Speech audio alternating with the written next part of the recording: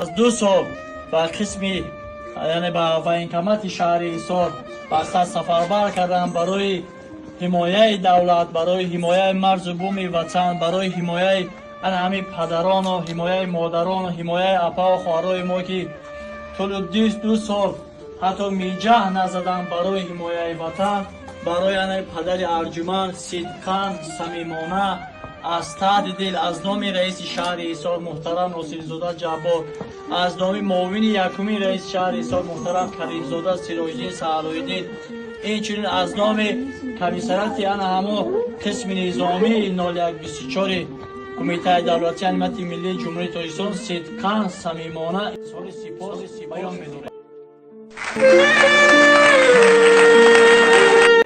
السلام علیکم هموطنان عزیز. آغاز سخن از حدیث رسول الله صلی الله علیه و سلم. بسم الله الرحمن الرحیم.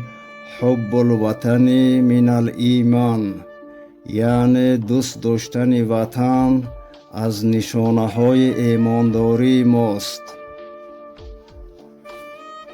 حالا ما به خاندانی که میریم کمی معلومات از این خاندان مختصراً گفته میگذاریم.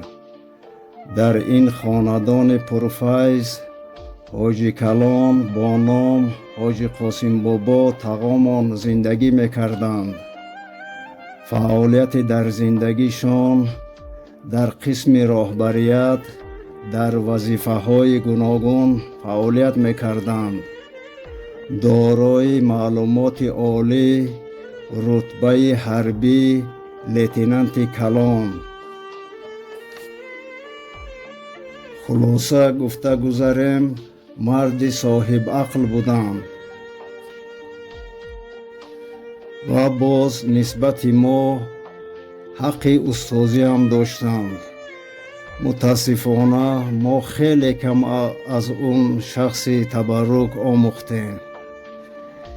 امروز در این خاندانی که ما اشتراک داریم پیشواز سرباز وطن معروف جان سعیدوف نبیره رحمتی حاجی کلان پسر عبدالرؤوف نیز دارای معلومات عالی.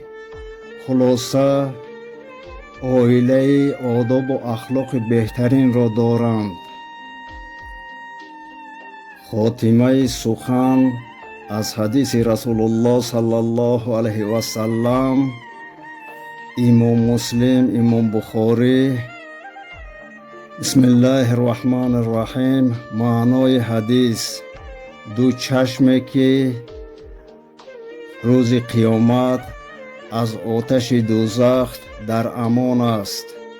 یکی چشمی که از ترس خداوند اشک می ریزد. دویم ارزبان در حمایه مرز و بوم وطن بیدار خوابی می کشند. یعنی این شخص ها جنتی اند.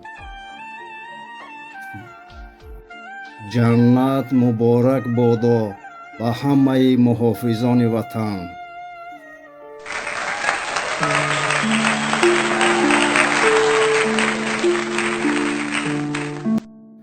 بزرگ فرموده است تا بخوابد ملت آسوده در بالین ناز، عسکری باشد که سنگ خاره را بستر کند. خدایا حس وطن دوستی را در قلب شهروندان تاجیکستان موفق گردان. السلام علیکم و رحمت الله و برکاته.